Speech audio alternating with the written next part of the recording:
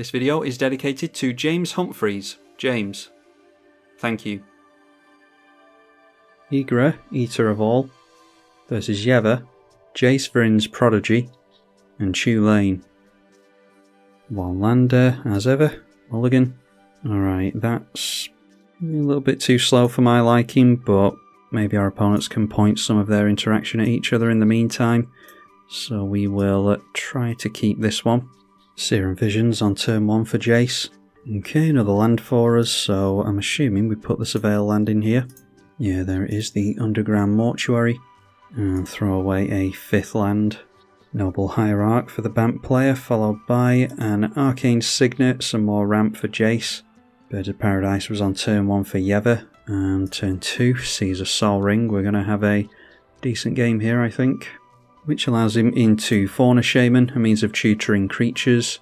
Should be plenty in the deck in a Ygra list.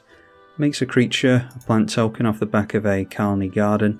And that is a Rapacious Guest for us, which we're not going to make use of anytime soon, I don't think. Might as well just get the Marionette Master down. And we'll make a servo with it as opposed to putting the plus counter on there. Jace Vryn's Prodigy played, no doubt with counter magic backup. So Fauna Shaman going straight in for the tutor. Discarded a Magus of the Candelabra. And there we see Tishana's Tidebinder. Counter an activated or triggered ability. And yeah, it's going to be combos galore in this game by the looks of it. A team of Sabertooth able to bounce something. 3 visits for us, which means that's all we're doing this turn. But I think I'd rather get some acceleration instead of doing anything else this turn, so play the 3 visits. Jace is holding up priority. Overgrown Tomb intact, and we'll play the Misty Rainforest for the Bayou. The Polluted Delta can go for a basic Swamp. The 3-2 swinging in does get a +1 buff with Exalted from the Mana Dork and turns in at Jace.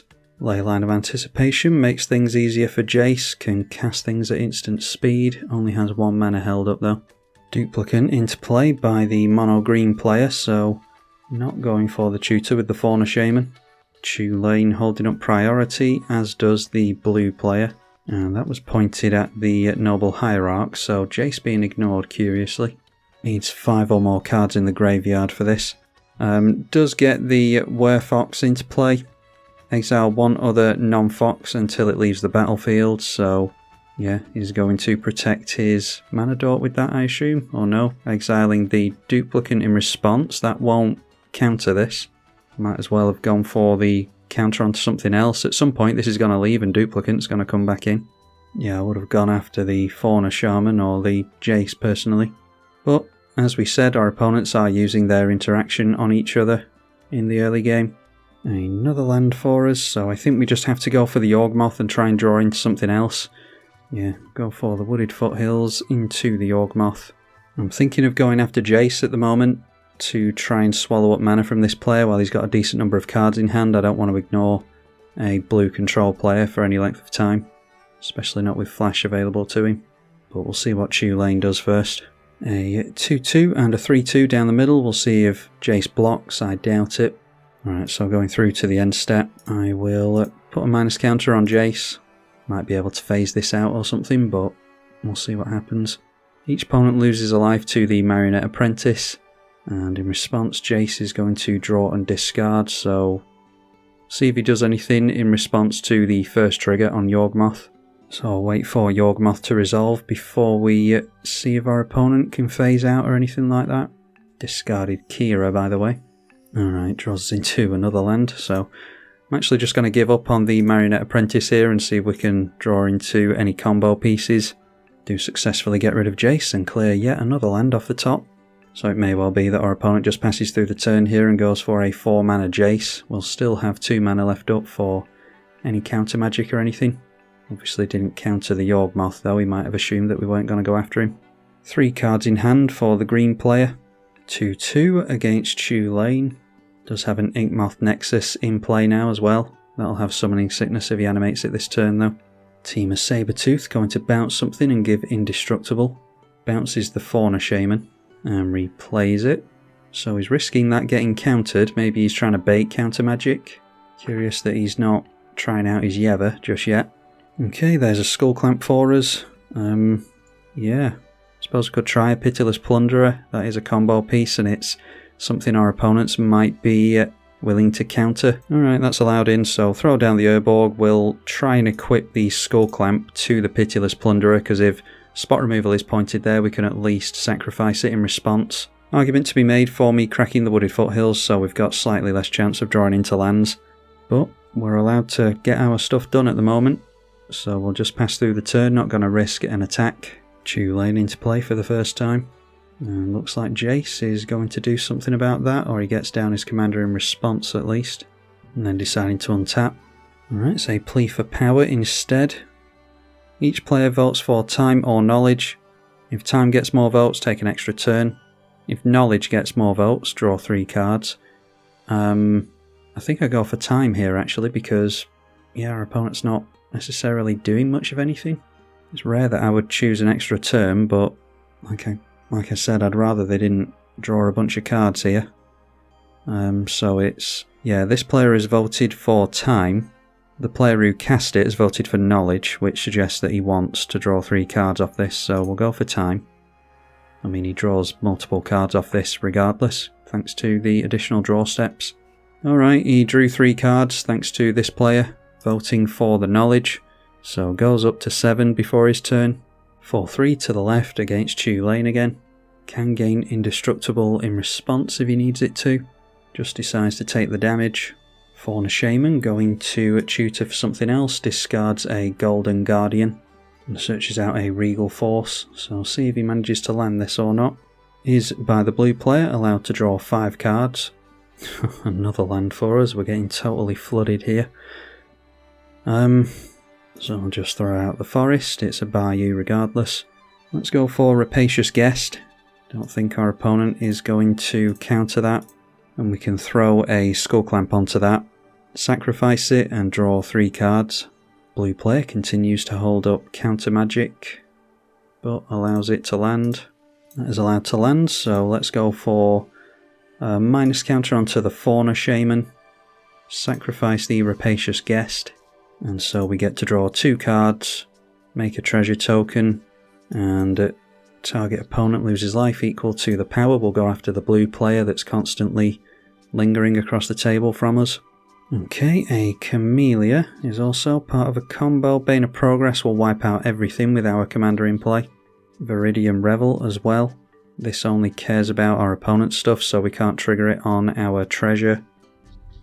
So Camellia triggers infinitely with a sack outlet and our creature, our commander. So yeah, try the Camellia, see if they want to counter that instead. In fact, why don't we actually crack this? We've got plenty of fetches for shuffle effects if we want them. Priority being held up by Jace again. And let's go Skull Clamp onto the... Yeah, Camellia's easy to combo with, so we'll actually potentially sacrifice the Pitiless Plunderer. I think that's more likely to get spot removal pointed at it as well. And again, we will pass the turn straight over. Dauntless Dismantler. Artifacts your opponent's control enter tapped. And you can destroy artifacts with mana value X. So that's easy to get rid of the Skull Clamp with that. And I don't think they got a land from Tulane there.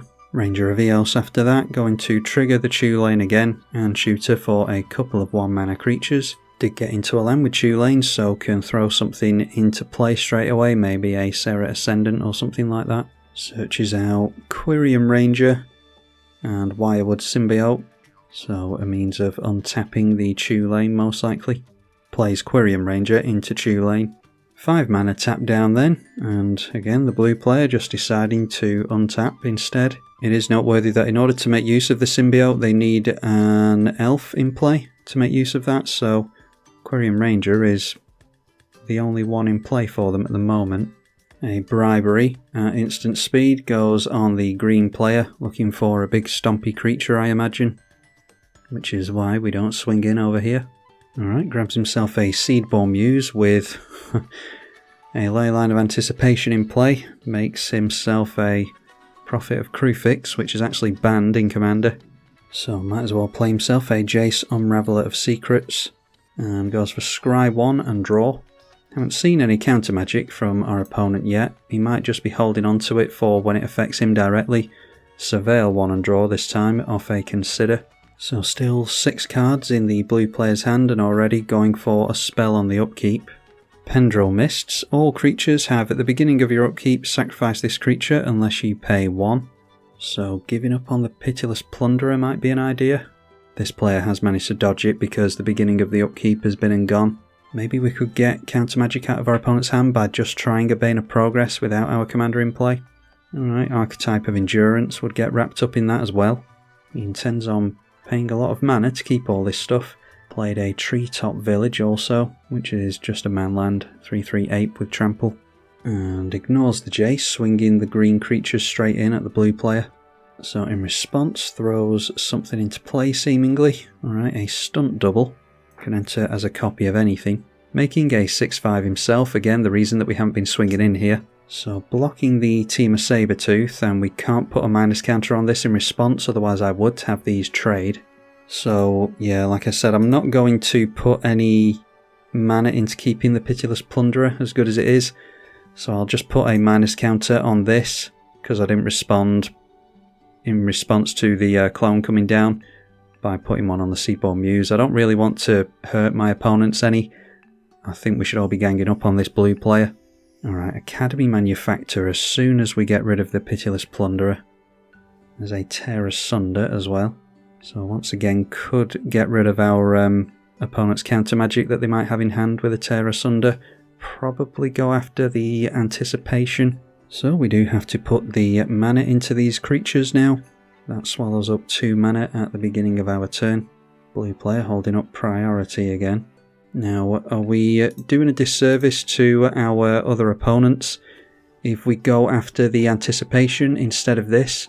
Maybe Tulane can do something about this player if he can keep his creatures in play. Alright, that's a means of trying to keep our commander in play if it actually lands at some point. Alright, I think I will go after the Ley Line. I think this is going to get countered anyway. This is the main reason that I'm doing it. 2 mana for, yeah, an artifact or enchantment, so that's saving us a bit of mana at least. 4 mana tap down in response with 4 cards in hand.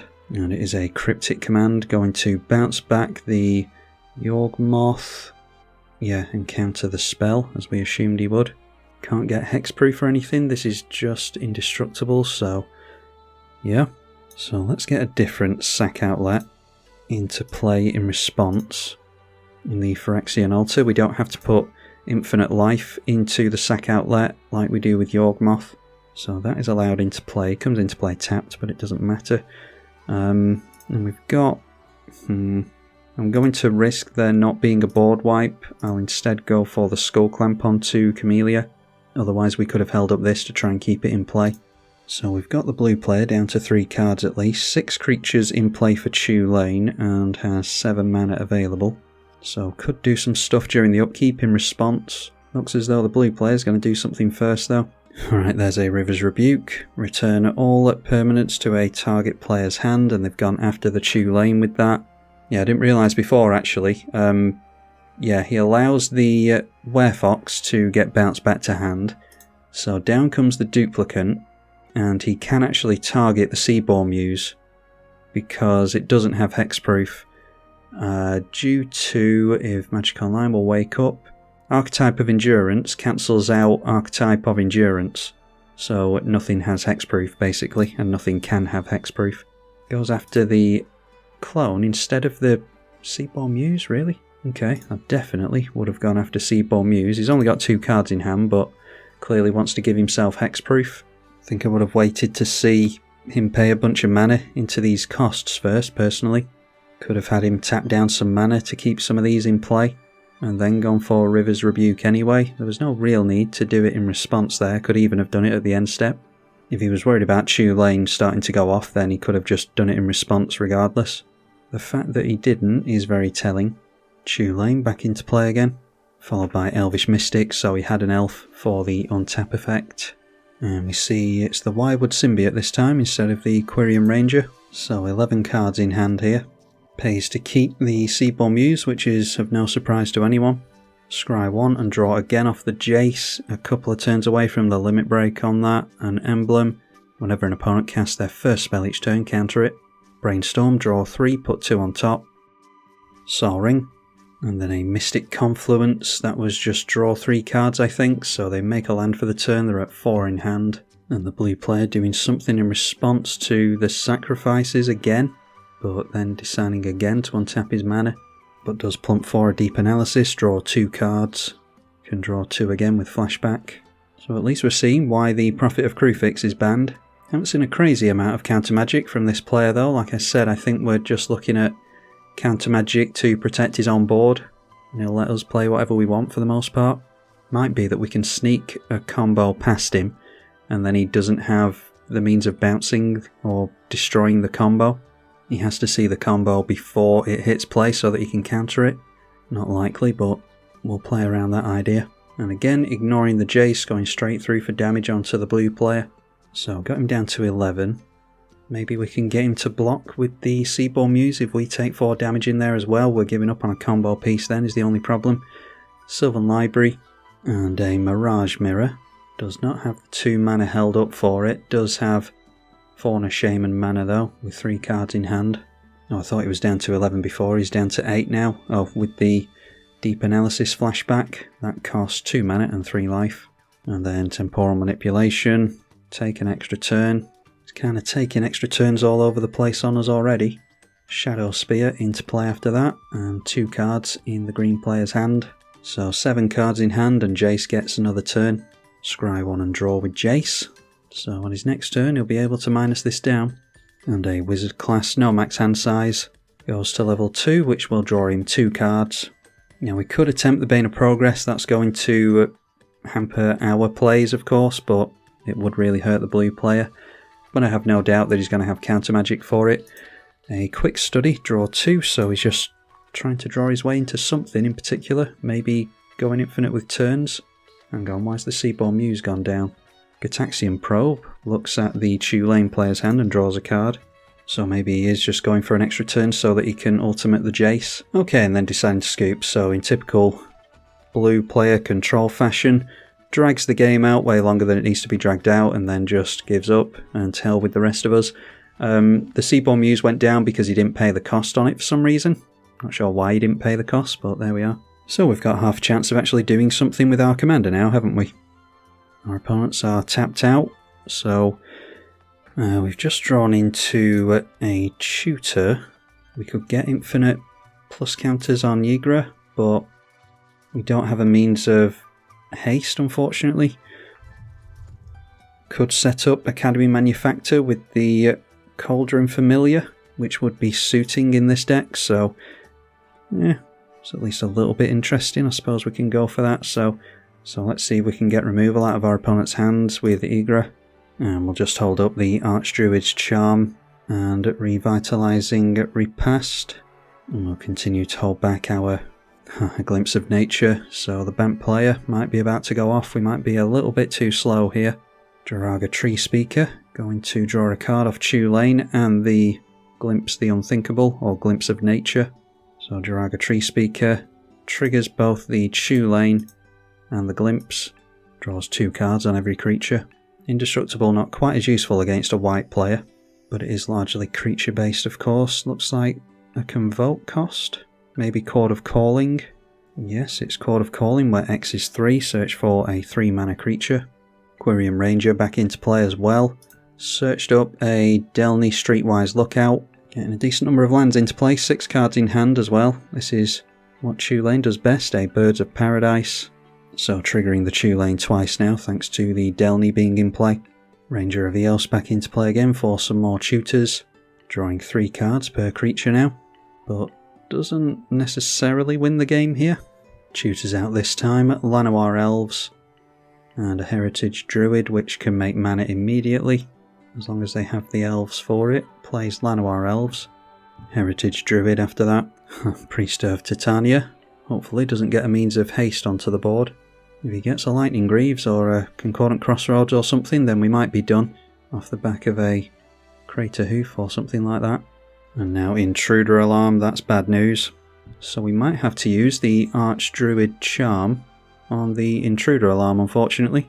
Had a Nykthos in play, made Devotion to green And that is a Delighted Halfling, so we can't have that enter. Otherwise, the Intruder Alarm is going to untap everything, including their stuff. So not going for a combo quite as easily next turn. We'll see if they've got any free counter magic on them. 12 cards in hand, Intruder Alarm going to get exiled by the Archdruid's Charm. If not, we do successfully exile it, but lose our tutor in the process. Seaborn Muse number 2. So he's going to be able to abuse Tulane regardless. Does not have a means of instant speed shenanigans though, at least. So depending on what happens next turn, we might just have to go for the Bane of Progress next turn. Then we might be able to one-shot someone, probably the Tulane player. Can still make mana, like I said before, thanks to, where is it? The Heritage Druid. So 13 cards in hand. Crop rotation, likely goes for the Gaia's Cradle. No, instead getting another piece of coloured mana in the Command Tower. So E-Witness grabs the... oh, they can't go after the Intruder Alarm because we exiled it. Maybe the Chord of Calling again? Eternal Witness can target 2 cards as well, thanks to the Delny again. So it does go after the Chord of Calling and Vitalise as well, untap all creatures. Village Bellringer, a combo piece, untap all creatures when it enters. So they didn't need the Intruder Alarm apparently. Can they just go infinite with this? I imagine they can actually, because this untaps everything including the Heritage Druid. And they can make mana with that without Summoning Sickness being knocked off. Then Tulane can bounce the Village Bellringer back to hand. Plus they get the double triggers. So I imagine Tulane will beat us eventually. Down to 41 cards in hand, or in the library, so he might have Thassa's Oracle or something. Untaps everything with the first trigger and then taps it down for mana again. And then with the second trigger on the Bellringer, everything untaps. And there we go. Crater Hoof, as we assumed it would be, which is likely coming in at us. Can they take out both of us with this? Got 3, 6, 9, 12, 15 creatures, 16 with Crater Hoof. And then with that trigger on the stack, deciding to tap down for some more mana. And that is a Flash Fairy Mastermind, so gonna get an even bigger buff. So we've got some 18-18s, 22-22, so yeah, they probably do just go wide on us. Although tapping down this thing in order to get some mana. That's one of the creatures without Summoning Sickness. Llanowar Tribe. 18 cards in hand, 33 in the library. They've got some more mana now and use that Vitalise. We haven't seen the Chord of Calling yet, and I can't keep the graveyard open, but untap all the creatures. The creature was bounced back to hand, I'm guessing, by Tulane, so recasting it again. I mean, they've got us here, so if they play it out for much longer, I'll just scoop it up. Can't really complain about Tulane because we do get some obnoxious combos out of nowhere here. It's just a shame that the blue player managed to have us drag the game out for so long in order to play the win into Tulane. If we hadn't decided to get rid of the Pitiless Plunderer previously, then it could have been just a straight up search for the Cauldron Familiar right away. Then we would have had the Sack Outlet, Academy Manufactor, Pitiless Plunderer and Cauldron Familiar. Obviously, you know, we had to actually draw cards at some point, so yeah, there's multiple combos in the list. You can look at them in the deck list in the description below, and I think we'll have to try with the Ygra again at some point because didn't do too well there, but I imagine we might have had the chance of winning next turn if we went up against another blue player. So if you want to see more from this commander, if you want to see us try and go off again in the next game, then be sure to let me know. I'm tribalkai. Thank you for watching.